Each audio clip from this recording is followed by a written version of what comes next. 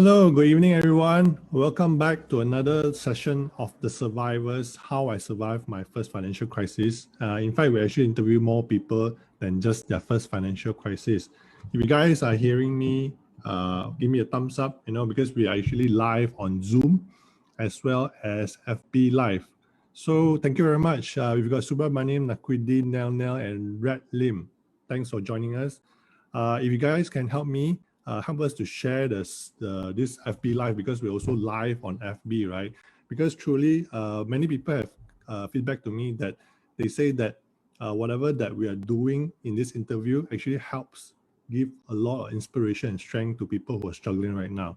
So that's why I actually managed to invite a very special guest, but I won't bring him up first. I just want to keep it a mystery because I want you guys to share more of the FB Live so that more people can listen to his story, right? Because when I saw his story on Facebook, I was actually truly in touch and inspired. So that's why I immediately asked him and he said yes, right? So, okay, you guys can hear me, because when you share on FB Live, right, we at J Advisory are going to share with you and give you a free gift as well, okay?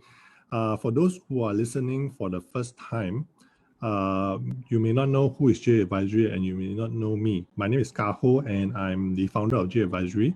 We started doing personal finance courses last year in March when COVID-19 hit, right? I'm also a licensed financial planner, right? So actually we help people turn around. That's one of the reasons why we wanted to do this particular interview. So, but we realized last year when we talk about turnaround, right, people still don't understand what is turnaround. So let me just break it down for you. If you are in debt and you want to get out of debt, and after when you get out of debt, you want to accelerate your growth towards increasing your net worth and your wealth, that's essentially what we mean by turning around, okay? So that's why over here, we're going to give you a free gift when you actually share our video on FB Live so that more people can listen to this story of my esteemed guest, which I have invited, right? And do PM us on the FB, on our FB page to claim your prize, right? Because we actually have a very wonderful prize, which is actually a debt management template. Many people who have used this, they actually say that, hey, now only I realize how many things that I'm not clear about my debt. The moment when I finish filling up this debt management template, then I realized like, wow, I've gotten so much clarity, right? This special gift from us, when you share this FB Live, PM us that you have shared it, and then we're going to give you this free gift worth 197, right? So those of the students that have shared or that have attended our debt management workshop, they would know how valuable these templates are, okay? So if you guys can hear me on FB Live, give me a like as well, or type 1 into the comment section. Let me just share the FB Live here first, right, while you guys listening. So yeah, I've got my special guest here. We're gonna bring him on, right? Although he's on and guys can see him, so it's no surprise really lah. Yeah, no problem. But you can just admire his handsome face, because if you see his photo, right, the one I prepared on the EDM, there's a secret lah, I'm sure that he will agree with me. The fact that if you enjoy doing what you're doing, chances are you're gonna get younger and you look younger, right? Because it keeps you alive, it makes you happy. Later we're gonna ask his opinion, right? So, okay, let me just share my FB Live first. Okay, so this wonderful guest, this esteemed guest that I have invited. Oh, we've got more people in the room. Hi, Azrin. We've got Sharon as well. All right, and we got Zarina. Cool. Okay, help me to share in FB Live and then claim your free gift by PM us on the FB page, right? So I've got this very esteemed guest. So a bit of the backstory is, like I said, I actually saw his post recently. We saw a lot of suicide cases and also a lot of the Bendera Putih project, right? Because we are already past the 1 year mark in this COVID-19 pandemic. and many people are suffering. So when I was scrolling through my Facebook and his post came up into my feed, and I was reading through his story really touched me because there's a lot of similar situation of what I went through in my 3 crises as well. So he is none other than the founder of Abang Burger Bakar. He's actually a very big celebrity, if you guys do not know, right? Later we'll share a little bit about him. He's none other than Mr. Sabrie Salleh, right? How big he is, actually, we shouldn't be comparing just Insta and Facebook followers, right? But just for your information, his Instagram of Abang Burger Bakar has about 48,000 following.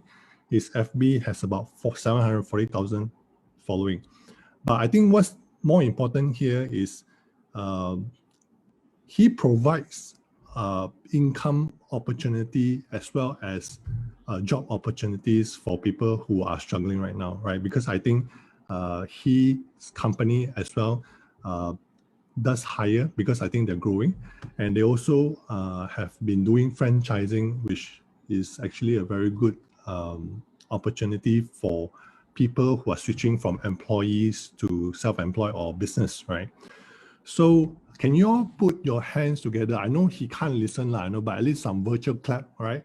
To welcome our very special guest, Sabrie. Hi, Sabrie. Welcome. Hi, Kaho. Yeah, thanks for having me tonight, and thanks for asking that question in terms of how I look younger. I, I think I have a lot of people that actually comment and say that I don't look young, but this is the first time, so that's great. It's a big change from the last 10 years. Great. Because for the information of our audience, right? Actually, this is the first time I'm meeting Sabrie also. That's the power of technology right now. We can actually meet people on Facebook, on social media, and that's why I actually mentioned, because when he on his video just now, that was the first time I actually seeing him live, right? So when I saw his profile picture and then I looked at him, then like, is this a secret of how you keep yourself young, by doing things that you are happy, just like what I was sharing just now, lah? Maybe you can share your secret. Wow, that's a very tough question. I think yes, in anything that we do, we must know our big why. I mean, it's not just the passion, it's knowing why and what is our purpose in life. What do we want to do? I think that matters more. Once you know what breathe the air for, why you why you live every day, and then why you wake up every day. Once you have that purpose, then things become yes, there are times when it becomes extremely challenging, but you know which road to take. And I think that might be why I look a little bit younger. Maybe if you interview me, I think 6 years back when I was having my depression, I think you would see that I look very, very old and haggard, I think. So that's exactly what I wanted to say, because when I saw your photo when you post in the feedback, the Facebook post, right? Yeah. I was thinking like, maybe I'm going to talk to somebody maybe from my generation, No, I look young, is it? Yeah, so when you came on live, then I was thinking like, he looks much younger than I was expecting, which is a good thing. It could be the self-quarantine, I think. Now I'm on self-quarantine because I'm one of the vaccine recipients at IDCC on the 12th, and I have to quarantine for the next 10 days. And oh my God. I'm in my daughter's room, kicked out and said, I'm going to use your room. So, yeah, I saw your Facebook post the other day, and then I remembered the IDCC case, right? That was a very big shock, lah. And also when you posted, which was very timely, that I was also very concerned about how you were doing. I hope that you are okay, especially you got your vaccine already. It should be better, right? How do you feel now? I don't think so. I think vaccine takes time to kick in, takes 14 days. At the moment it's day 3, so I wouldn't say that I know what's happening yet. I mean, we will only see symptoms only on day 5 to day 7. So I'll do my PCR test on Sunday. If I do now, it's a false positive. False negative. I don't want to do that. I mean, like I hope things are going to be okay. I think we live in a world of probabilities. I think I've did my best to protect myself, double masking and all that, and sanitizing and not being there for quite some time. For a long time. So I think the probability is on low risk, but well, God wills it. I could be on the left or on the right. It could be on the other outcome, or it could be a good outcome. I trust that upon God then. Yeah, I like the fact that you are always very positive, even Is my when connection a bit not okay, Kaho? Actually, I can hear you loud and clear. I can hear you loud and clear. Guys, if you can hear Sabrie loud and clear, give us a thumbs up, right? Yeah, it was unstable. Sorry, just now. Yeah. Cool. Yeah, all okay here. That's the feedback. So, I mean, I was just saying that I love how you always look at the glass half full. Even like when I went through your Facebook post, right, you always look at things very positively. But I just wanted to find out from you, because I was actually shocked when they say that there's 204 people in IDCC diagnosed or were positive, Yes. COVID positive, right? So do you feel that, what the hell, how can this happen, or were you like, just thank God, that everybody was still okay? You see, I think in life, you always have to be prepared. And I think that I've did to my best of my ability to understand how Delta variant works, Delta plus and no Lambda. We know for a fact that Delta is much more airborne compared to what not. So it is very, very important that you don't have your mask loose. You don't wear it loosely. It must be snug fit with your fabric mask on top. I think that decreases the chances of getting it. But who knows, if God wills it that I get it. But the thing is that I think I've did to my best of my ability. And if I've walked into a room with 204 positive people and so at the same time, it's also worth noting that these 204 individuals that were positive had a reading, a city value, which is how they could affect other people in terms of how could they actually spread the disease to other people. It's very, very low. It's 35 and above, so it's almost like they are at the end of their at the end of their COVID infection. So I think that gives a little bit certainty that things are going to be fine. But then again, like I said, I mean, like, I choose to live in a world where it's like this. If you take AstraZeneca vaccine, you can live in a world where you look at the 0.02%, or you can live in a world that you look at the 98.99 rate, right? So I choose to live in a world where the percentage is higher because I know that I've did my best. Cool. I mean, I'm always sending good prayers to people who are in the room as well. We hope for the best because things are already that bad, right? Because I was just talking to another student of mine who just recovered after 3 months being COVID positive. And he was sharing with me very horrific stories. At one point of time when we were having our webinar, he was actually dialing in from the hospital itself. And when we saw him recently, right, we were shocked, because in April when he came to the class, he was like quite plump. And when we saw him recently, right, he lost a lot of weight, and you were wondering whether he was still the same guy or not. And so happened, Derek is in the room right now, You guys, if you can hear me, Derek, say hi. Derek, is it? Okay. Yeah. And he's recovered, and Derek recovered? Yeah, so thank God we were sending our prayers to him during the webinar as well. And recently when he showed up in the webinar, we could say he's fully recovered, just that he still has some lethargic and some the post-COVID effect. Yes. So yeah, that's very thankful. So let's go to your story, right? And also I just want to find out, how many of you actually heard of Burger Bakar before, raise your hand or type 1 into the comment section. Because honestly, Sabrie, I do hear of it before, but I guess I've never had a chance to try it out at all. I mean, just in total honesty, right?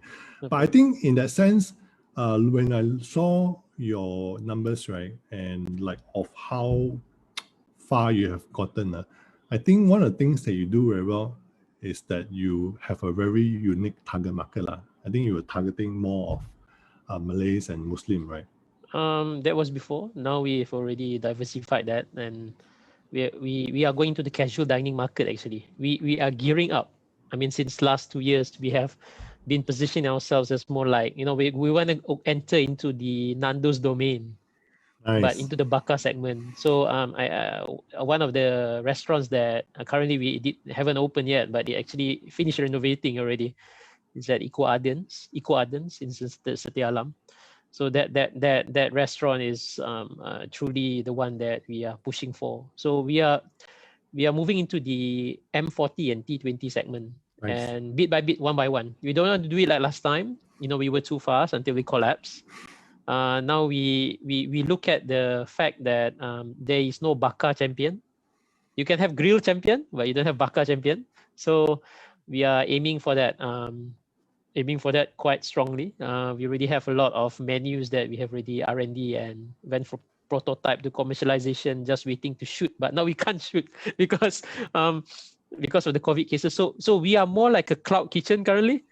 Nice. I mean, that's how we actually. But recently, like last 5 days, we managed to change our strategy. God knows how many strategy already. It's like the 25th strategy, I think, since this PKPD, and now it works. And Thank God.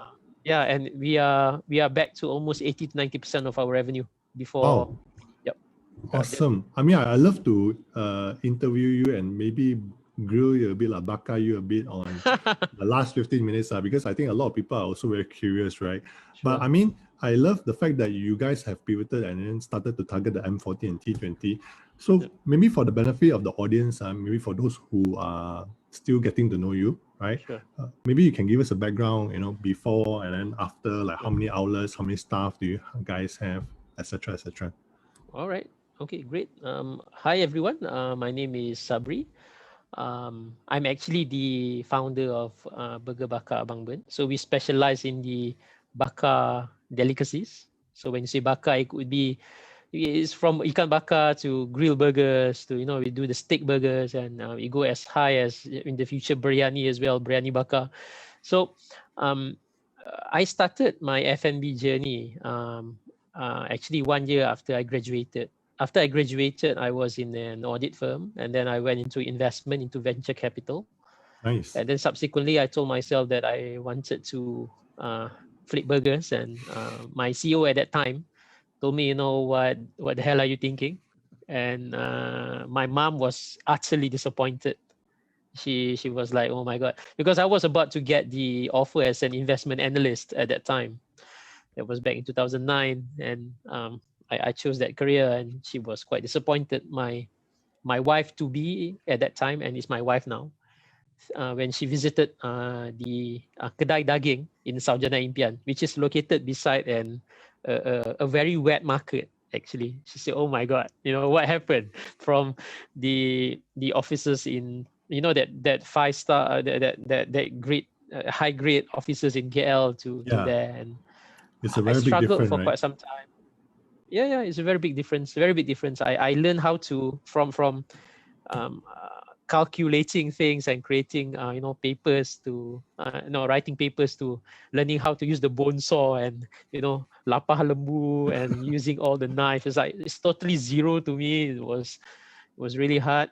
I remember at that time, even to sell a piece of burger patty in the freezer, it took a month, even a single one. But then subsequently, we managed to find an angle. I opened up certain restaurants, it didn't work, and then didn't give up. Then opened up the burger shop, and then the burger happened in 2012. It went very well. If anyone remembered about, people were crazy about Burger Bakar in 2012, that we were the major player fueling the thing. So in a matter of 2012 to 2014, we grew to 25 outlets. Wow, 2 years. Yeah. 2 years. And awesome. And you're a financial planner, and I did something quite bad at that time. I mean, like, I bought a BMW for my at that time it was the F30. So I remember, so I bought for my dad, and then my mom asked me, you work so hard, why did you buy one for yourself? And then I looked at the salesperson and say, can I buy another one? I can relate to this, because I went through that phase as well. Yeah, tell me more. Yeah, great. Since we have almost the same, experience that we went through. So, it was a mistake coming to understand it now in terms of financial standpoint. But, at that time, emotions take over. I was young. I'm proud that we have millions in the bank, cash, and why not? Buy one. So at that time, we buy debt lah. Use the cash and do something else. Right? They said. Of course, of So banks course. were very happy and giving us a lot of money. They say, and that's the saying. When banks need you, make sure you take a lot from them. So I think that's kind of a double-edged sword kind of advice. So Very. take. Yeah. So 2014 somehow collapsed. I think it has to do a lot. I'll reveal later if there's any questions on that. The real reason why it collapsed. It has to do with something else. It's not just financial, financial management. It has something else to do with it. So I was in my biggest ditch, and I had depression because of the debt collectors. I had went into mahkamah civil, went into mahkamah jenayah. I don't kill anyone. Mahkamah jenayah. If I don't believe there is such thing as a separation of entity in Malaysia. I don't think so. I'm sorry. Depends on what you're talking about lah. We'll dig Yes. in deeper, Okay. right? Because I also talk about separation entity in my classes as well. But Sure. Chok, I wanted to chop you first because you're giving out too many good stuff. And when I Okay, look at my all right everyday then. life, there's only like 3 people, and this doesn't do justice for the type of sharing that you're doing, right? Hey guys, Sure. if you want to listen to more juicy stuff, especially like talking like burger patty juicy, right? Help me share this FB Live so that more people can benefit from it. So what the intention when I told Sabrie when I invited him and all the other 12 people who share on this platform, right, was because so many people were struggling. And we wanted to create a platform where people feel it's safe enough to share their story, to basically to inspire and give people more strength. And hopefully towards the end of the session, we can nail in 1 or 2 workable solution, because a lot of people feedback to me, Sabrie, just for information, right? In our classes, Sure. a lot of people are expecting our classes to be like, rah-rah motivation, but they were very equally surprised that, hey, this guy is actually giving something very solid, very clear step-by-step approach. We have a lot of templates and we have a lot of tools. So that's why we wanted to through this interview, hopefully we can learn from you as well, because Sure. nobody can say that learn everything in the world, right? Especially if you meet somebody like that, you want to be careful. Yeah. Yes. Yeah, so guys, help me to share on the FB Live, and as an incentive, we want to give you our debt management template worth 197 ringgit. For those people who use it, then you know how valuable it is, right?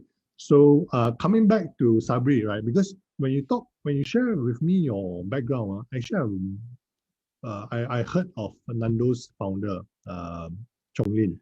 Yeah. Right? She was similar like your situation, because she was an investment banker. She graduated from overseas, and she wanted to, dip her feet into F&B. And so I realized there's a trend, maybe it's something that you guys know that we don't know. Maybe you want to share what was the motivation for you to want to start your business in F&B, because F&B is not easy. I have my own business previously, in a restaurant that I invested in. So I can know the challenges. So what would you say is the motivation? All right. Okay. This is, I think, something that everyone has to ponder. It's a good question, because when you talk about what's the motivation between doing something, people say that you must have passion, right? Yeah. But then the question is this: how do you find passion? And when I was young, I can tell you, when I started my business, I did not have the proper understanding of what my passion was at that time. So I do know that because I was in VC, venture capital, the venture capital buy a company and sell it off at a higher price. That's how it works. So I do feel that at that time I just wanted to flip this, you see.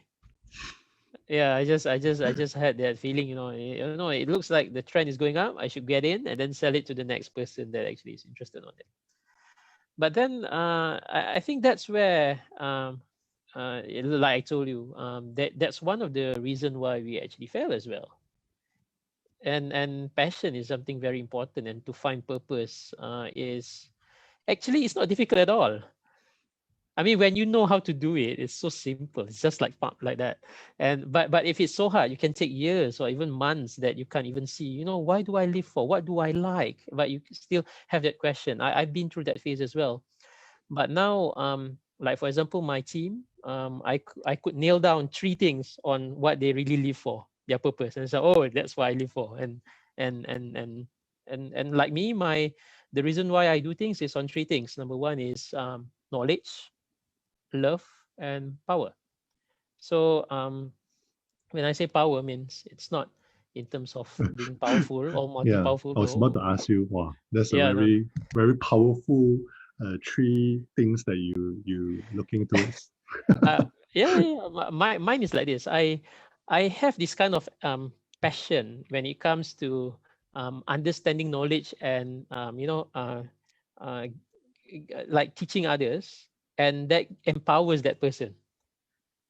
Exactly. And that is what I live for. So when I got to know that later at the stage of my life, I get to understand, hey, I should have been a psychologist. Exactly my train of thoughts, man. You nailed it exactly. And I was struggling when I went through my journey as well, right? But I mean, my story is a different time now. But I just want to nail in or ask a bit deeper of what you were asking or what you were saying just now, right? You were saying that as venture capital, the funny story was that I started my financial planning journey, right? Starting in Sure. insurance and eventually getting my license. Always wanting to learn how to flip businesses. I mean, I'm good at flipping Okay. properties, but flipping business is a Great. whole Have to learn from you.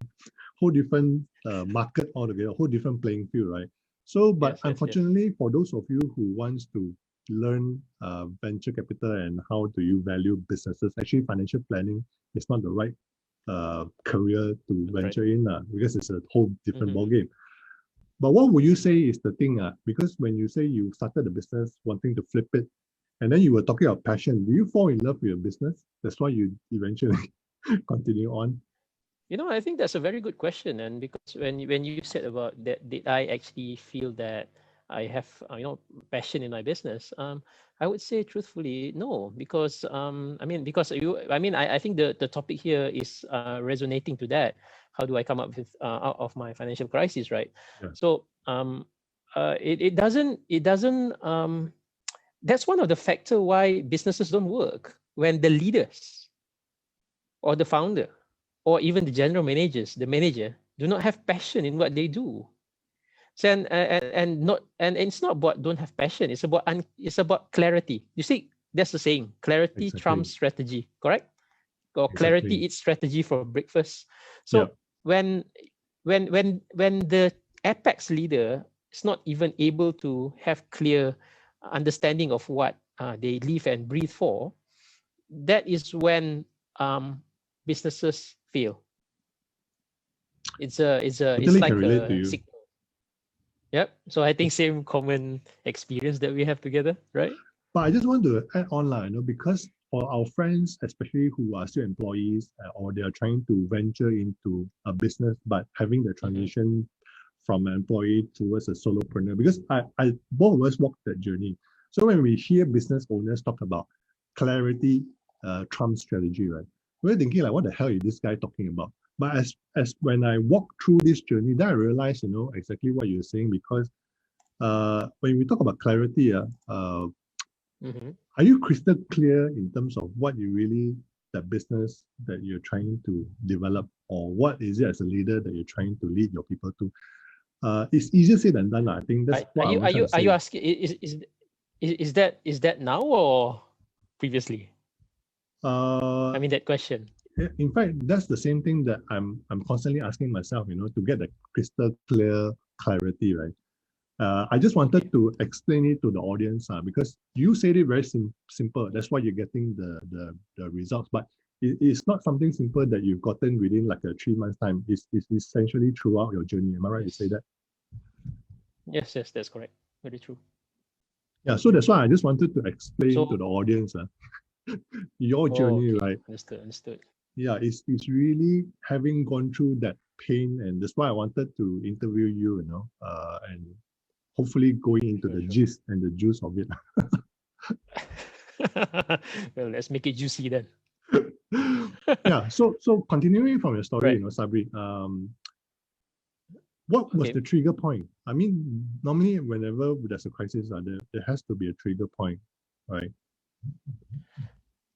I think the trigger point, you mean the trigger point of what happened, how the crisis happened, or trigger point in terms of getting out of the crisis?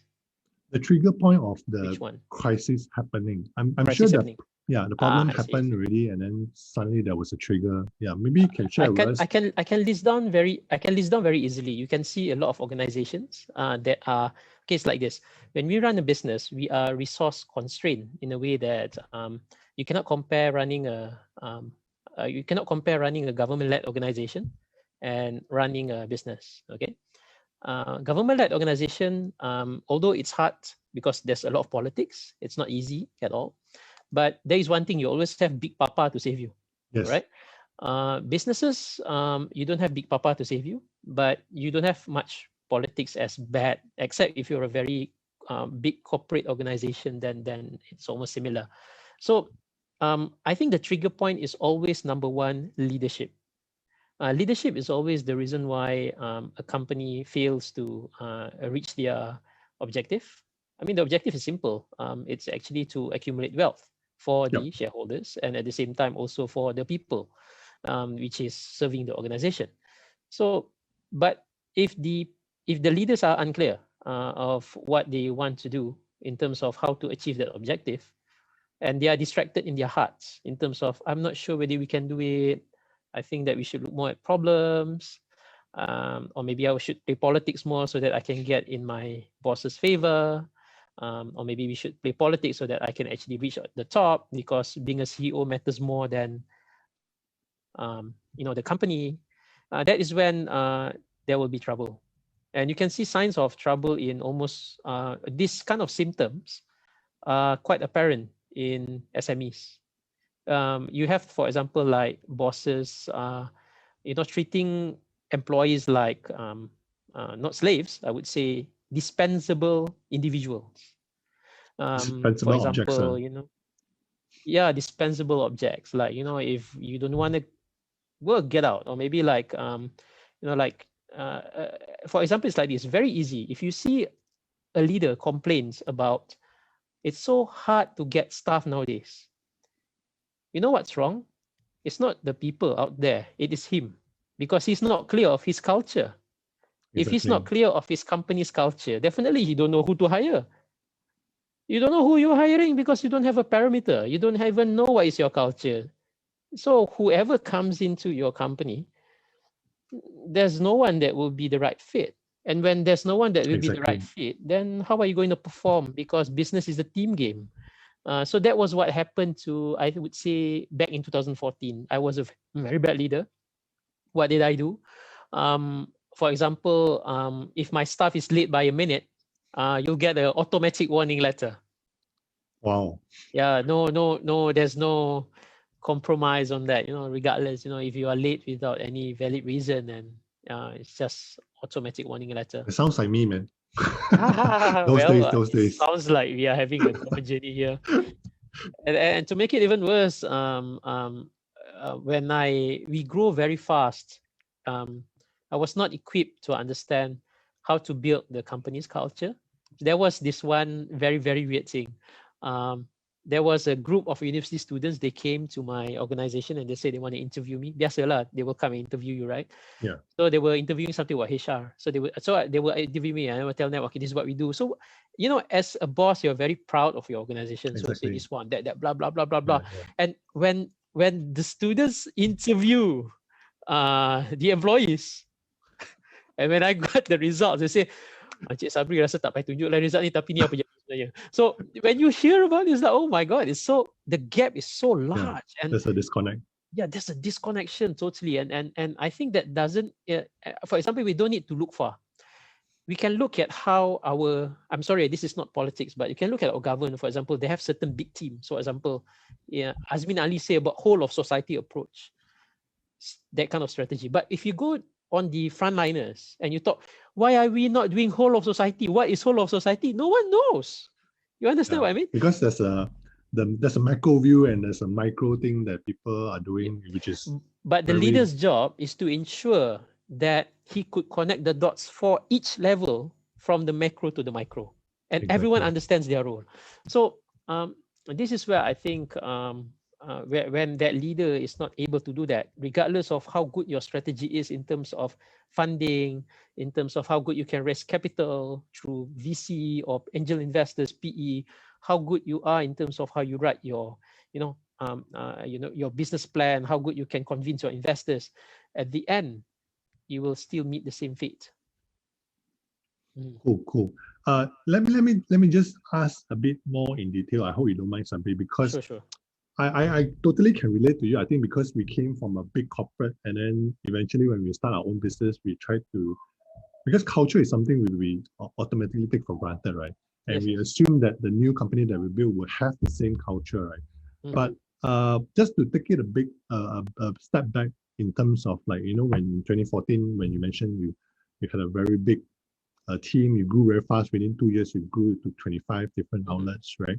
And you mentioned leadership is one of the things, but I think there's more things that trigger it, or that there could be a problem that's already in what's happening in your company, right? Sure. And like the current crisis, like I always tell my students as well, the COVID is just a trigger, but the problem has always been there. I see. Right? Structural issues lah. Yeah. So I just want to find out more, and so that the audience can relate. Would you be able to share like some of the example? I think in that case I'll give in terms of categories lah that I could think of. Number one is that I would say leadership just now, team. Leadership. Second would be things related to actually how we actually organize our business model. Our business model were based on franchising, but at the same time, our business model was not date clear. It was once we grew, it was about diversification. So we end up eating too much on our more than we can chew. That means we acquired a steakhouse, we built a factory, we went into distribution into Tesco. Yeah. Wow. Yeah. So it was too mencapah. If orang Melayu cakap mencapah, it was not ready to diversify. Too mencabang lah, is it? Yeah, too mencabang. You are too small to mencabang. So you haven't. I did not maximize that each business model, but we've already started the business because each business model has a different strategy, has a different tactic, has a different kind of approach to win. So, and you need proper leaders to actually win that game. So I did not do that. And then thirdly, I would say in terms of our finance, we were very much about building the infrastructure.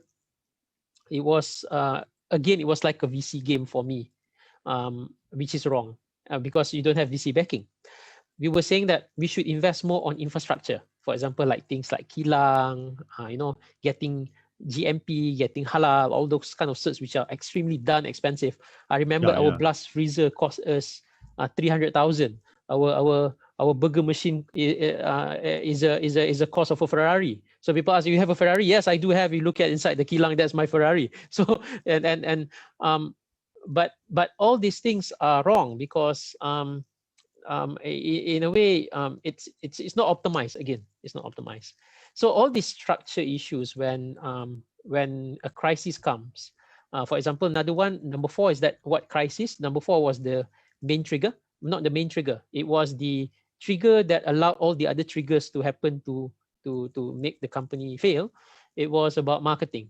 Marketing is marketing. Kau tak tahu buat marketing, kau jangan buat business. That is simply saying simple. Tak tahu buat sale, jangan buat business. Senang cakap.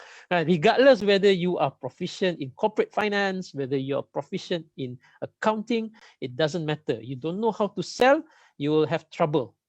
So what happened is we were reliant on Facebook at that time.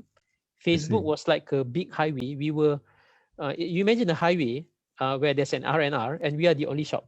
So we were the first one that really utilized it. But then as more shops came by, the competition changed, and then suddenly the highway that is being that is being administered by Mark Zuckerberg said that we're going to build another highway, so there will be less traffic. So when there are less traffic, so we are left with that. So we were too dependent on the Facebook algorithm. We were not proficient enough in terms of content marketing, in terms of understanding the content conversion, customer funnel, customer psychology. So all that contributed towards the sales suddenly decline. And when it declines, all the other trigger just went kaput. Yep. Very interesting. So for the audience, right, if you guys are learning something, you want to type value. And if you guys have any question, feel free to ask. I think Sabrie will be open to take any question, right? If there's any question that is too sensitive, just let us know, right? So if you guys are also on FB listening live, right? Guys, if you got any question, I think type into the comment section, because I personally am learning a lot. And I can relate a lot of things to what Sabrie is saying, because when you say, when you say marketing, it hits me right into my heart, because I'm also like a very good person in structuring numbers, very good, But I remember one of my earliest coaches when they say, if you want to be in business, you better know how to dance sell. Yes. Because if you don't know how to sell, then it is you're not fit in business, right? But again, I just want to relate to that, because when you say it very well, I thought I learned how to sell because I was being an insurance agent. But when you are in business, right, it's a different level of selling. Do you agree? Yeah, I agree. Every single business has a different way of selling. You can't say that one way is it, Yeah. So I mean, I just want to get to the juicy part, if you don't mind. So when that shit happened, right, and when you go through all that depression, and I'm sure there were a lot of things when I saw in your Facebook, you mentioning, like, the EPF, SOCSO, everybody was on knocking on your door, the lawyers sending you lawyer letter. How do you even, like, go through those days? Because I remember you said that you can't remember what happened, no? Cry lah. What else you want to do? I'm serious. I remember going to, before I share with you on that, Thomas asked the question. Should we answer his question first? Sure. Go ahead. Thomas is asking how much digital marketing versus physical marketing are done in the company today. This is a very, very good question. And it's like this. Our approach for marketing, it is about maximizing channels. So because we're a restaurant, so you have, we divided into marketplaces, which is Grab and Foodpanda are marketplaces. Why we say they are marketplaces? Because those are apps which actually acquire customers for us. Although they charge us a stupid fee of 30% to 35%, but they are doing their job because they are acquiring customers for the restaurants on the app. Well, there are another channel for us, which is our own delivery platform. So we have to acquire that customers on our own. So the marketing that we do, both are digital, but different. So our digital marketing for the marketplaces is focused on the app, in the app itself. We don't do outside of the app like Facebook. But for our own delivery platform, we utilize omni-channel, Facebook, Instagram. We also have, we create an agent system. Yeah.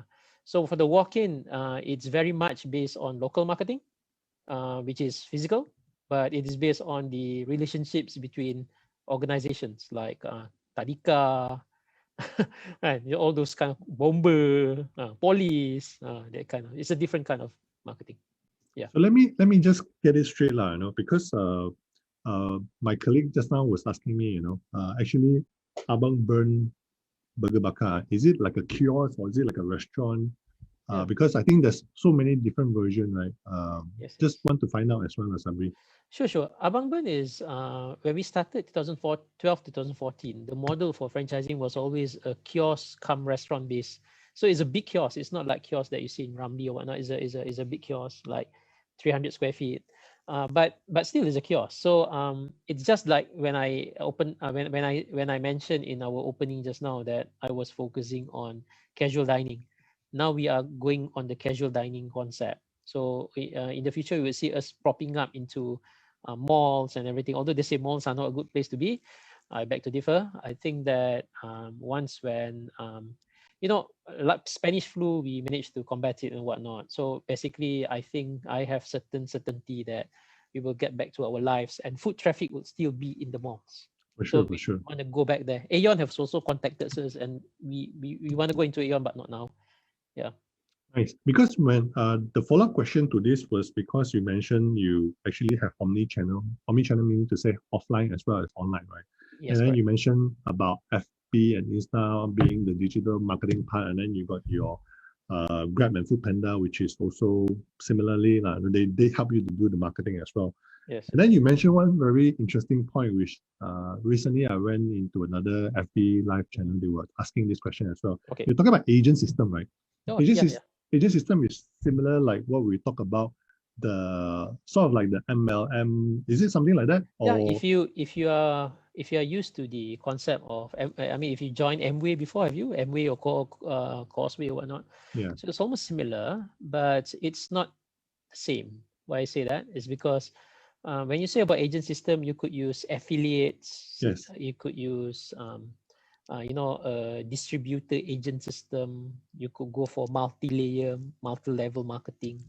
It really depends on your strategy again. What are you doing? exactly. So I just Yeah. want to ask you, because FMB using that system, right? Because I know there are certain FMB that are doing damn well, especially when they're using the MLM model. Yes, yes. Not exactly, but the similar in that sense. There was this brand talking about the sambal, and they were selling like Oh, okay. 1,000 bottles Oh, okay, within okay. like 10 All right. seconds, right? All They right. were basically using similar models to that, right? So Yeah, I yeah. just want to find out, is it you're using something similar model as well? Similar but not the same again, because okay, a friend of mine actually made 130 million last year using the Wow, agent system, but it's a bakery. So nice. can you imagine bakery making 130 million? And it's based on the agent system. And an agent system is something that it could be like her method is on drop shipping. My method is you share link. It's like affiliate. For example, like Kaho, you become my online partner. I call it online partner. I give you a link, and if someone clicks the link from 1 to 30 days, if they buy it, the commission will get back to you. Nice. And then you can recruit someone under you, and they would this one. So it's but if you calculate the cost from a marketing standpoint, it's almost similar like you are actually spending on the marketplace. Exactly. But the word of Yeah, mouth reaches faster, right? Because especially right now, everybody is stuck at home and then they get to exactly. be very active in WhatsApp, social media. So they help you to share your content as well as being an affiliate. I think that works very well, right? True. That's very true, because a lot of people now are in a way they need jobs, and some people really are out of jobs, or they are actually, in terms of their income, has been diminished partly by the company not being able to pay, or they get their salary cut. So people want to find something that they can actually top that up. So yeah, it is a big thing. I do agree. But then I must clear the misconception here. The agent system is not based on you just giving people a product and then just say go and sell and be rich. It doesn't work that way. The main reason why certain things work is because of the sincerity of the leaders in terms of bringing the people up. So if you could devise that into the plan for the agent system, then only the agent system will work. If not, it will fail. I love the fact that you brought that up because in J Advisory, one of the things that we do very well is help people to get out of debt. But one of the problems that we have is we will never be able to get people out of debt, but if they don't have a sustainable or dependable income source, right? So we've met people in our classes to the tune of having negative cash flow. Can you imagine 30,000 a month? I see. I Yeah, could imagine that. I mean, being in the same situation. exactly. So when we are trying to help them, in fact, some of them are actually on this call today, right? So Okay. just wanted to find out, are you also open to, people coming in, joining part of the agent system? Because I think that will help them a lot, And if they are, then, would you be able to share like the ways of how they can help Yeah, themselves sure, as sure. well? We have a Facebook group. You can find it. I mean, the name is Bina Income Baru. Bina Income Baru. So Cool. you're going to have a dedicated coach that's going to help you out in terms of how do you achieve your numbers. So we will determine what numbers you want to achieve and how to achieve it. So we have the tools, and we call it senjata. We have the tools. So you just have to do the marketing, that's all. You need to cook, you don't need to do anything. I mean, if you think that, and it's free. So, but then, like all free things, I was about to say that. yeah, like all free things, there's no payment really. There's nothing in it. The only thing is that it's really up to you to be really committed in terms of achieving those numbers. I mean, we could give you, it's like this. I see a lot in terms of myself and other people as well. When we are in crisis, it's like a race, you see. If we go to school last time, I'm sure everyone have to go for the 100-meter race, right? Yes, Everyone yes. kena lari masa pendidikan jasmani. Or if you go into international school, you have your PE. So you have to run 100 meters, I'm sure. So there are three main people that I see. And sometimes I ask myself, who am I? Some people, when they run, they tend to look back. I should have run better. I should have run better. Some people, they look at the front. Means that they are running, they look at the front and they say, oh, I'm goddamn tired. Oh my God, my friend is going faster. I need to reach another how many steps, how many seconds, aku tak sampai lagi. And that's another person that actually don't look at the front or the back. He imagined that he's already there, but he's looking at the back. So you say, I need to do a little bit more here, here. So when a lot of my agents that I see, when you start and you have crisis, you tend to be the person that looks at the back and you try to say, I have this, I have that, I have this. So that is when you don't focus on running. You are focusing on reflecting. And reflecting will give you reflecting results. You want to reflect, you get the results lah, right now. True, but true. if you put yourself in a position that you already reach your target and you look at it and you say, what more should I do to reach the target? So you'll say, I'll knock this down, I'll knock that down. Doesn't work, I'll go there, I'll go here, I'll go there. I'll just make it sure that I get my target. So I think that's it. I think it's about that clarity that is the main issue in terms of succeeding in an agent system. That is what I see differentiate between the leaders that berjaya and the one that fail. Even myself as well. Yeah, because I was about to say the same thing. Free actually have a double-edged sword. The moment when you give them free, if those people who are running like nobody's business, going all out, moving in front, those are the people who would benefit the most, I think, out of this free mechanism.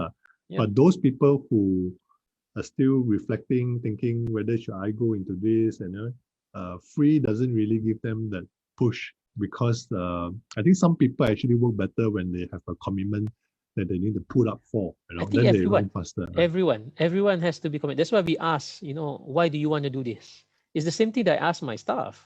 Everyone that joins me, if you fail to say why you want to do something, and we have a test, we have 7-layer tests, because we've already run through those tests. But it sounds like 7-layer, but actually it's quite simple. First interview, second interview, that's all. But between those, we already tested 7 things.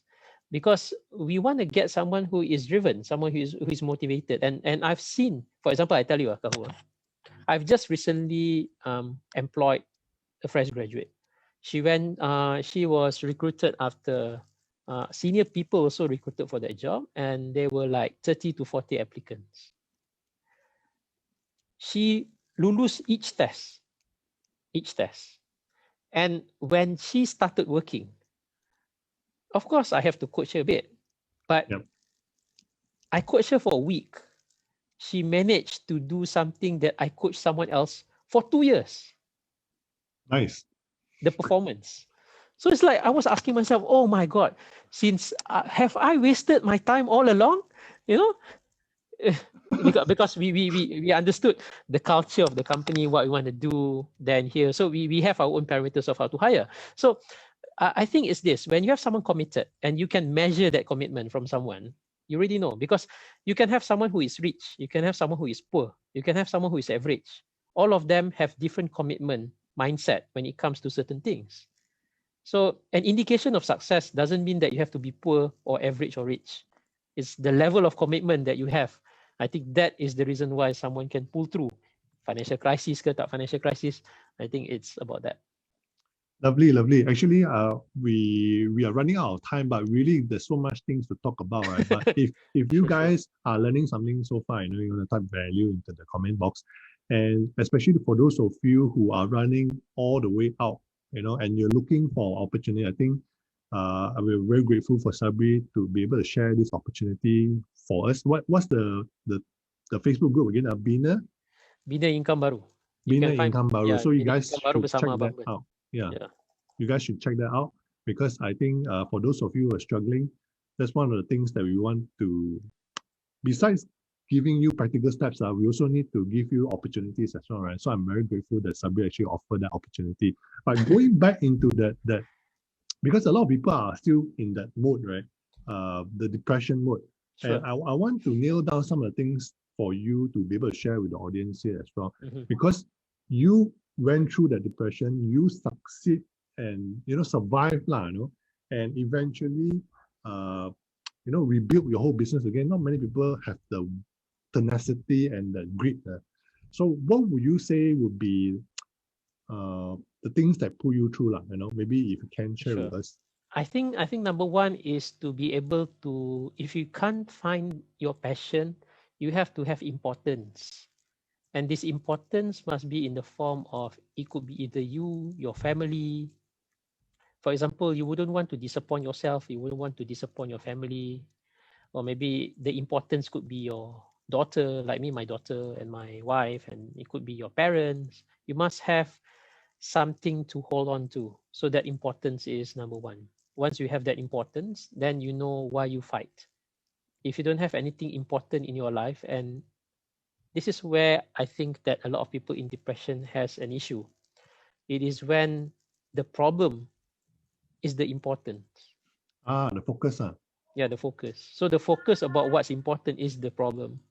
It is not about someone else. It's not about anything that is actually the reason why things are there. So without that, you can have a lot of motivation classes that you go, or you can have people motivating you. You wouldn't still move because there's nothing important but the problem itself. So that's number one. Once you have that, then after that, I think, getting out of it is not that easy, because you have to have, it's not easy. I think I'm not sure whether you have that experience before, Kaho and Three, but not as severe as your situation. I see. Okay, so but it's similar, you see, in terms of the symptoms. Yep. I think my symptom that I had, my problem was really about not being able to forgive myself. I see. People who are depression, they can't see because terlampau sempit. You tak luas, pemandangan tak luas, you tengok sempit. So you don't see in your heart clearly. I'm not saying about your eyes, you don't see about your heart clearly. You feel that the problem is bigger than it is. So what happened is that it's like this. If you take the AstraZeneca vaccine, 0.02% blood clot. But you look at the blood clot, you don't look at the 98.89%. So what happened is you live your life under the 0.02. You get what I mean? So this is where you need to shift the focus. If you think that, for example, I have to save my family, I don't want to get COVID so that I can save them. So suddenly that 98% becomes important, not the 0.02. True. Yeah. So once you have that, sometimes you might feel macam, should I do it? You have that doubts. How do you settle that doubts? That doubts can only be done by two things, in my opinion. Number one is the power of forgiveness. Number two is the power of gratitude. If you're a person that looks, gratitude is very important. I think that is very universal, regardless of what religion you are. If you look at the things that you don't have, you feel that your mind focuses on, I don't have enough. But if you look at the things that you have, you always know that you have enough, and you will tend to be able to be resourceful. This is different. A lot of people like to say, kalau you bersyukur, adakah that means that you only see the things that you have and you say, bersyukurlah sebab Allah dah bagi. I don't think so. I think it's this. When you actually look at the things that you have, you tend to look more and you tend to see more in your heart. When you see more, what happened? You can earn more because you can find more things. So you become more resourceful. So gratitude is very important. Forgiving yourself or forgiving other people, letting go. Without letting go, you will still have a depression. This is one of the issues that a lot of people are facing. Once when you already settle those, then only I think that strategy becomes important. Giving strategy to someone that has the focus on the problem is important can't work. it won't work at all. You will tend to still feel the problem is more important than the solution. I love how you shared exactly crystal clear, it's really about the mindset first, because like you say, the mindset trumps the strategy.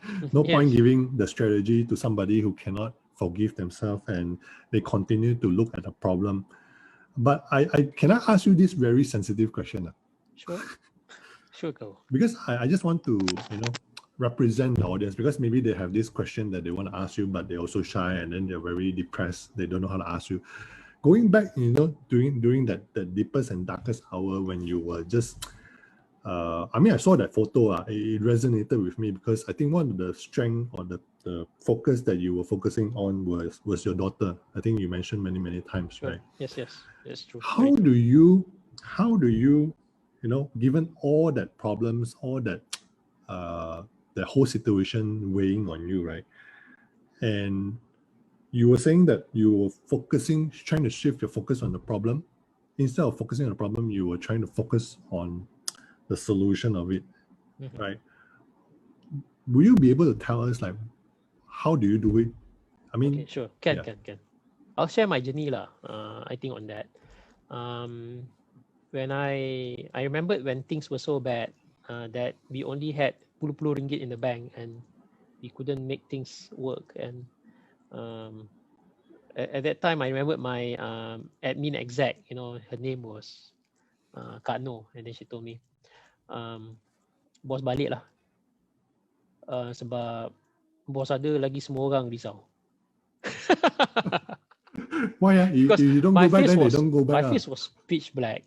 I was in a panic mode. It was almost like a panic attack kind of mood.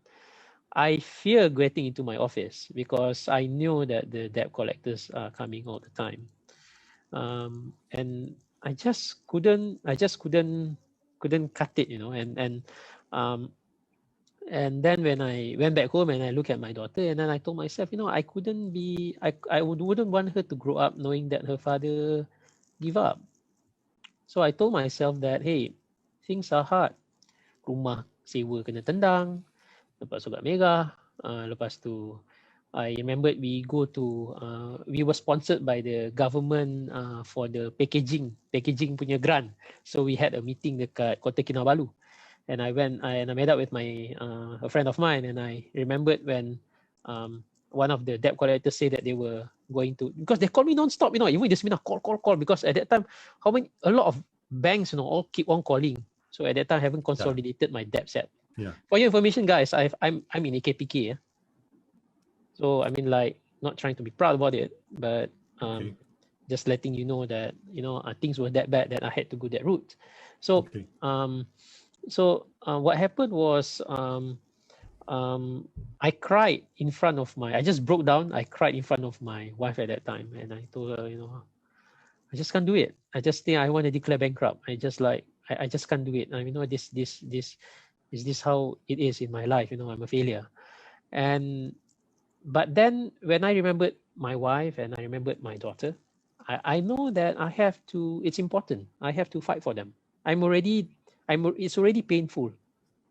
If it's already painful, rather than just take the pain for free, get something from it lah. Why just take the pain, just take the pain, just sakit je manjang kan? Penat lah, asyik duk sakit je kan? That's a fighter mentality, really.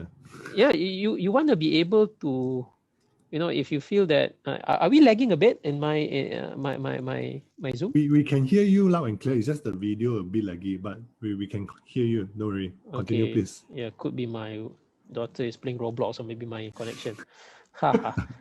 So I remember at that time, if it's painful, so you have to get up from it. So I started to I still can't find solutions. I went to therapists. I was open to that way. I went to a psychiatrist as well, actually, and was diagnosed with ubat. One thing about this therapist comforts you, psychiatrist diagnose you. But I think what you should do if you want to get results, you should go for performance coach. Find a performance coach. Wendy Rhodes, Yeah, something like Wendy Rhodes. I mean, thank you for introducing that movie, because I didn't know that movie exists. For those of you, Sabrie actually shared this wonderful movie. Go and watch Billions. Okay. Go and watch it and then tell us what you think, because I think that's one of your motivation video, is it? No. Wendy Rhodes was the character that motivated me, but the motivation video. When you talk about motivation video, I also did. If you go into certain classes, they call it affirmation.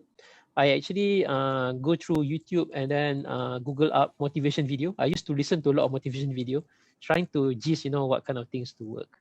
But I think the turning point for me was when I actually, the turning point in terms of how I can, leap through and really go forward, was when I joined this person, this motivator. Not motivator. He's not motivator. He's a coach, I would say. If anyone knows it, is Dr. Azizan Osman. Nice. Yeah. He was the one that I think that pieced up all the puzzles together. He was the one that pieced up all the puzzles together. And when I was in that circle and I was with him, and I think that really truly changed how I view the world and how I am today. Lovely. He's a very famous person. Actually, most of us know him. If you guys know him, type a 1. I think he's a controversial. He has that controversy that some people don't quite like him because of this. But I can tell you that facts are facts about that. But he really has good content. He's the Malaysian Tony Robbins. He's the Malaysian Tony Robbins. Yeah, if you prefer Tony Robbins, go for Tony Robbins. I can say that if you have some kind of a depression mentality or whatnot, I would say that Tony Robbins can help you far better than therapists or psychiatrists, actually. Seriously. If that is something that you can do first before you go to medicine. Lovely. Thank you very much for sharing your personal story. I can totally relate, especially when you talk about the 2 ringgit and the 3 ringgit pinggan, because I also shared a personal journey of mine to my students. Of my turning point was at a point when when you have kids, Sure. Even if you starve, you want to make sure they don't starve, correct or not? Yeah, of course. Yeah, so at that point of time, I also was sharing my story of there's no more money in my wallet, and you want to bungkus, for Chinese, it's the economy rice. Economy rice is something where you can make sure your kids eat healthily. You get your 2 vegetable and 1 meat, and it's like 5-6 ringgit. It's considered okay already for us, But at the point of time, I was left back like 10 ringgit. And how many years was that? How many years back was that? 3 years back, actually. 3 years back. I see. So that was my turning point, because I felt that when I didn't have the money to pay for that bungkus, right, that now a lot of people are going through this. That's one of my motivation of why I started J Advisory. Because I felt that nobody should go through that kind of suffering, which is both humiliating as well as it takes the breath out of you, So that's why I wanted to get you to share your story, because I can relate to you exactly. Because it saps the emotions, and you tend to be stuck in that worldview that things are very sempit, right? I think you face that, and it's good that you are also the person that actually went through that, so you can actually guide others. I think that's the reason why, it's very important to understand how to go through it. Some people feel that they're stuck. They think that, when we are stuck, we feel that our problem is bigger than other people's problem. Yeah, you magnify your problem, exactly. Yes, exactly. But when you focus on the solution and what gives you strength, like your daughter and your family, so you magnify that, and it's easier said than done, right? But correct. To go through it, I think you really have to force yourself and push yourself. I don't think it's forcing. I think you just need to have the right technique. It's just that there's 2 types of people. One are people that's driven by pain, another person that is driven by reward, right? it's very simple to simplify that. Carrot and stick. But what I'm really concerned are people who, when they are in pain, they tend to numb the pain. Exactly. Kebaskan the pain. That means that whatever happens to them, they just ignore.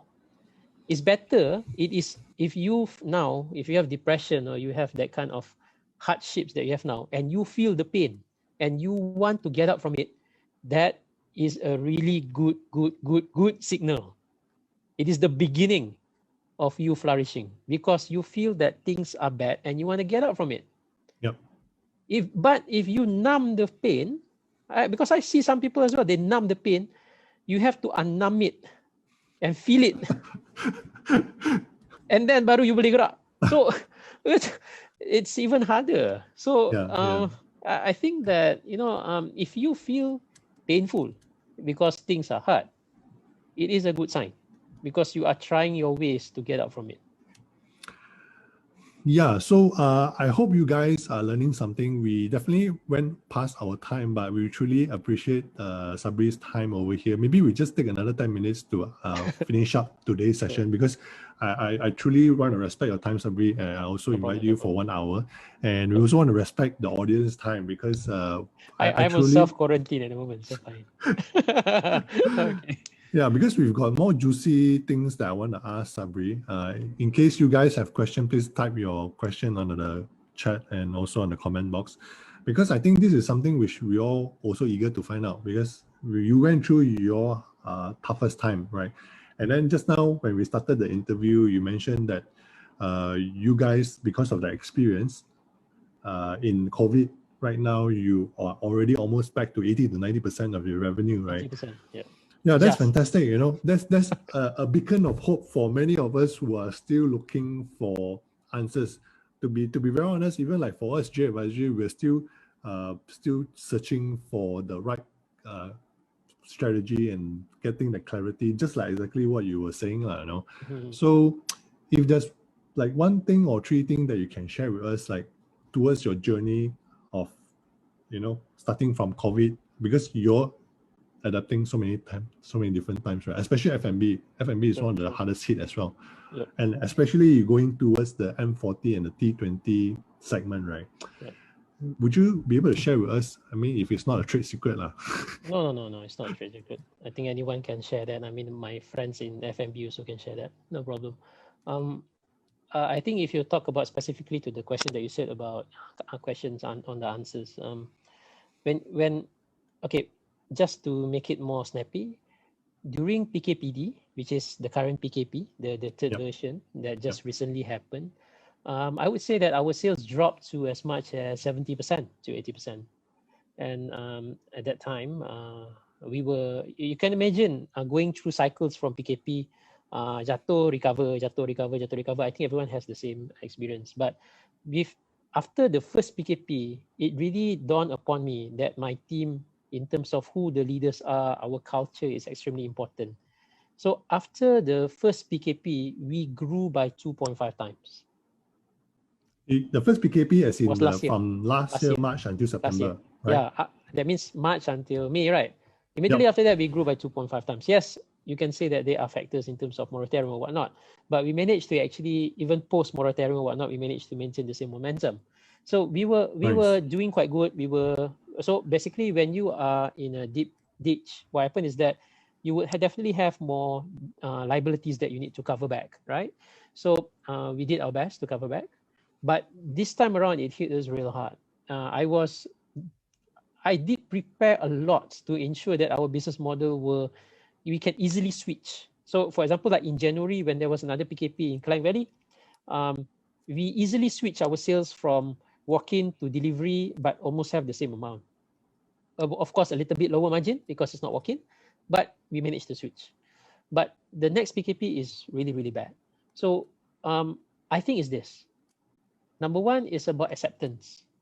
Accepting that things are as it is. That's number one. This is very hard. A lot of people are not accepting, in denial that things will be better. That the days before PKP will come back. It won't come back. And it won't come back. Not anytime soon. Exactly. So have acceptance. After you have acceptance, then you have to have a proper team in terms of your leadership. You have to yourself as well. Make sure you can actually, reassess the situation and then change the direction of where we are. So for now, we tested our model, and recently it's just, can you imagine after 1 month and a half or almost 2 months, we managed to turn the tide around, just baru. So that's very impressive, man. A lot of people are still in the water. I cannot be in the water. I have people to feed. Exactly. Right, that's why a lot of businesses are closing down, right? That's why when you share with me your result, I'm very impressed. Because you see, when It's about this. I think when we put the importance on other people's families and also our family and also the people that we can help out, I think that's where we have a higher purpose. We will have higher energy. So we will find more. But if the thing is only about us, it might be that the purpose is big, but the energy is smaller because it's just us. So what happens is that we manage to do is teamwork. It's not just me. I'm really indebted to my team, the one that are managing the crisis now that we're having, the one from the marketing, whatnot. So, but then now is that we have to reassess. Okay, how do we make sure that utilizing the next model until September with all this pemulihan, Darian Velta lah semua and everything, we have to go on the cloud kitchen model. Can we do another? Can we maximize the model? And then can we switch back? When things are going to get better, and is better means like last time? I don't think so. I think that the dine-in would be interrupted all the time. So you have to reassess and change the game. It's like this lah, tengok in my opinion, Kaho. Sure. If Delta variant is stronger on airborne, do you want to still play the same game of protecting yourself like you do during the Alpha variant? Or you would upgrade yourself and play like the Delta variant or better? Upgrade lah, you have to change again. Exactly. But if you want to follow our government in terms of how they play the game, then you can see the results lah. I'm not trying to go into politics here, but you can see the results for yourself. Either you be proactive or you be reactive. Wait till it hits you, slaps you on as a leader, slap you in the head, and then you say, I should change. Or you should understand that the game has changed and change your game.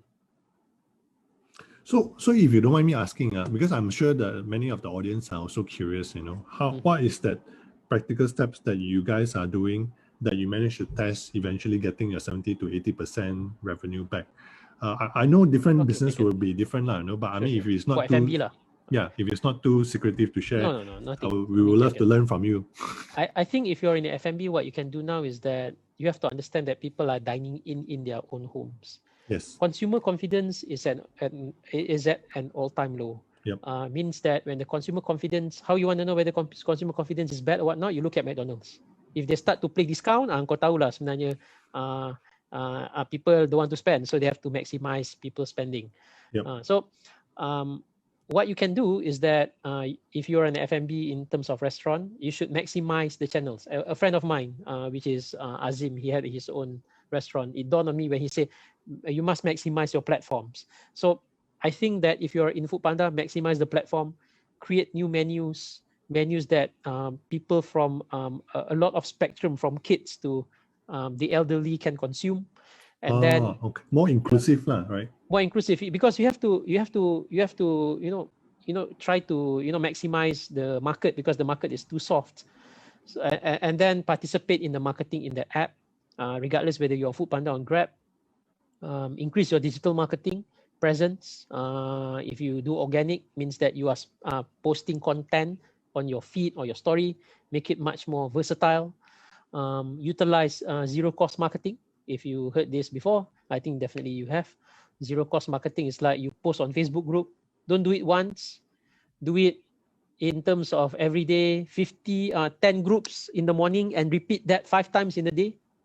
I have a friend of mine that have made 2 times in terms of her sales now because she utilized zero cost marketing. Wow. So yeah, isn't that spamming? A lot of people will be thinking that's spamming, right? No. If you play the post feed, it is spamming. But in Facebook group, the formula is that once when you post, some people see it, and then other people post, it goes down. Yeah, exactly. Yeah. So you need to keep posting. In order, yes, exactly. You need to keep on posting to get the funnel, the top of the funnel. So another way is to understand how to do storytelling. But if you are just learning to do copywriting, learning to do content, it might be hard. So you can resort on not spamming, but posting frequently on Facebook group.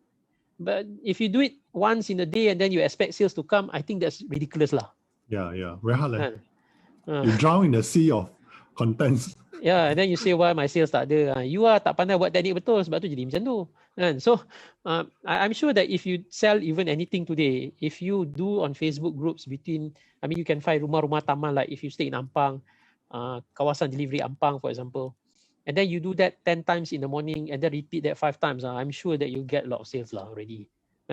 So So these are the things that I think that what I utilize currently in terms of getting the market lah. Because if you hear this kind of marketing techniques are like a cloud kitchen technique. Cloud kitchen is when you have a restaurant, but it's available only on virtual. So it's almost similar.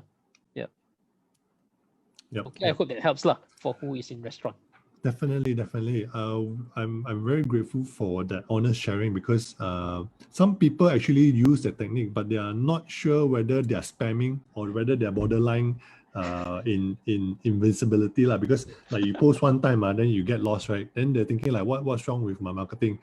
And that includes me lah, because we are always very concerned about not being spammy, right? But I pick up certain things in the sense like what you mentioned, because like if you know good copywriting and good storytelling, by changing that angle, sometimes it doesn't have to be spammy. It's just telling stories, right? Yeah, that's true. I love how you actually share that. Okay. So far, we are very grateful for all your sharing. We've gone past 1 hour. Okay. It's more like 1 hour and 20 minutes. So far, we've never seen any question. Sorry, guys, if you never ask question, that is your loss. I basically normally, when we have this session, I tend to be the biggest benefactor, although the intention is not, the intention is really to benefit the audience, right? But if you guys have any question, if you do comment into the FB Live, Sabrie, if you have time, then just help us to answer it. But if it's not an obligation, right? I really want to thank all from all the audience point of view and from the bottom of my heart for you to be doing this. I just want to summarize this whole session, because there's really a lot of learning. And I just want to summarize these 3 things that I picked up in your sharing, because ultimately the whole thing, it got diverted into a bit business and how do you survive COVID, that kind of thing. Because the intention, memang, was for helping people to get through. And I think you've given more in terms of the practical steps. You went into the business part of it as well. We're very thankful. Yeah, but again, if I were to summarize the 3 things that we learned from you today, or rather I learned from you today, is really about these 3 things. The willingness, I think the willingness, if you're in depression, if you guys are struggling, if you are in depression, you cannot make things work. Sabrie said it very well. Whether you have this willingness, wanting to move forward, that's number 1. Because from his mindset, when he was sharing, when he was in deepest, darkest hour, right, he wants to get out of this situation. And that's really how he linked it to the second learning, which is, would you want to focus on the problem, or do you want to focus on the solution, right? Do you want to focus on the people who give you strength, or you want to focus on the problem that actually suck the energy from you, which is the second biggest learning point. And then eventually the third thing, which I can relate totally, is the ability to forgive yourself. It's very easy to say, but it's very hard to do. Agree? I would say that to know how to do it is very hard. But once you know how to do it, it's actually easy. But I can relate to this, because when I was in my deepest, darkest hours, right, I have a lot of self-guilt and I have a lot of self-blame. Yes. But the moment when I started opening up and asking for help, and knowing that it's not only your problem, it's actually many, many problems being put together. That's why you're in the deep shit. So the maturity, and you manage to reflect on that. Yeah. The maturity that that if you get into this severity of the problem, that you're not alone trying to fix this problem, because it's bigger than you. You definitely need to ask for help, right? Yes, that's true. I think just to add to it, Kaho, I think the hardest thing to forgive in life, I think, is not to forgive other people. It is to forgive yourself. So if anyone is actually having that kind of trouble, understand that forgiveness is not saying that I forgive you. Forgiveness is just letting go. It's like you grab it and then you just feel like you let go. That feeling is the real beginning of you being able to see more, and for you to really go on the mindset that you can solve problems. Without that, you still become like this lah. Exactly. So thank you again, Sabrie. You wouldn't be able to feel like what kind of feeling that I'm feeling of the gratitude that I have, because when you say the power of gratitude is one of the things that helps you move forward, right? So is there any last word you would like to share with our audience before we end today's session? Because I think you really share a lot, much more than I anticipated. No problem. I mean, always here to help. But I think it's this. When it comes to, I think the topic was about financial crisis. I think everyone wants to jump into how do you do it. But when you jump into how you do it, you must understand and assess, where is your heart? Is your heart looking at the problem? Is your heart looking at the solution? Because everyone would, like this lah, bila buat business kan, everyone would say, what's the best technique? What's the best technique? What's the best strategy? The strategy, right? And they say that this philosophy is not supposed to be looked at. But you have to understand one thing. The way that we do things is like a triangle. Each sides, the triangle, you can have the head, the heart, and the hand, which is the head, the heart, the head, and the hand. Look, your hand couldn't react without the head, and your head wouldn't react well without the heart.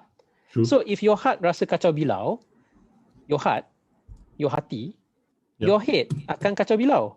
So bila kacau bilau, your tindakan pun, your hand, the things that you do will be kacau bilau. So people can tell anything about you, but you will always feel like things are kacau. So you have to clear the heart. When you clear the heart, you have clarity in your heart. Then you have clarity in your mind to think what is the way to go through. From that power of gratitude, from the power of forgiveness is the heart. And then the head can think properly. Then only your hands would take the right action. If not, habis lah. That's a lovely sharing towards the end. I'm happy that I actually get to meet a good friend like you over in the internet and the Facebook. I love the opportunity we can connect in the future. Maybe there's any collaboration we can have in the future. Come to my restaurant. I'm going to try your food, man. Yeah. So I think we have a video to end today's session. All right. I think Alan have prepared something for us. So stay safe, guys. I think there's really a lot of practical learning that Sabrie has shared. Go check him out. For those of you who are struggling, looking for additional side income, right? He already shared with you there's a side hustle, or maybe it can become a main hustle.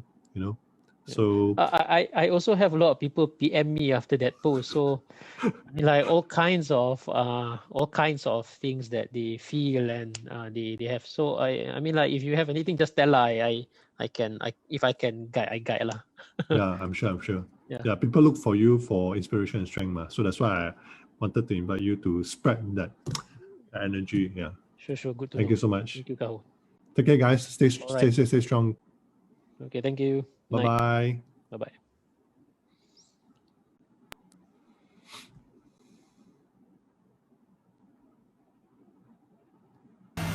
This burger store serves you patty wrapped with cheese.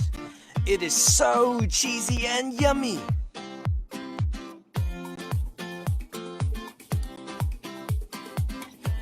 Check out Burger Bakar Abang Ben in Ampang. A variety of burger with different fillings are available here. All patties are grilled to perfection. Aligot Tare is famous here. Just add on 5 ringgit for cheese wrap. The patty will be fully wrapped with cheese and topped with sauce. Chicken cheeseburger at only 17 ringgit and 90 cents. Just look at this beautiful cheeseburger. It is so juicy and delicious. Tag your cheesy friends now. Yang kat luar sana tu dah kahwin ke belum? Kita di Abang Ben, kita ada burger kahwin 3 untuk anda. Kalau tak puas kahwin 3, kita ada burger tower 5 tingkat. Nampak tu? Itulah the cheese elegon Abang Ben. Okey, so untuk set burger kahwin 3 ni, kita mempunyai 3 jenis patty yang berbeza. Daging SL, ayam XL dan juga ayam crispy. Yang nak order tu, buka je di burgerabangben.pp.com, masukkan lokasi anda dan boleh terus order.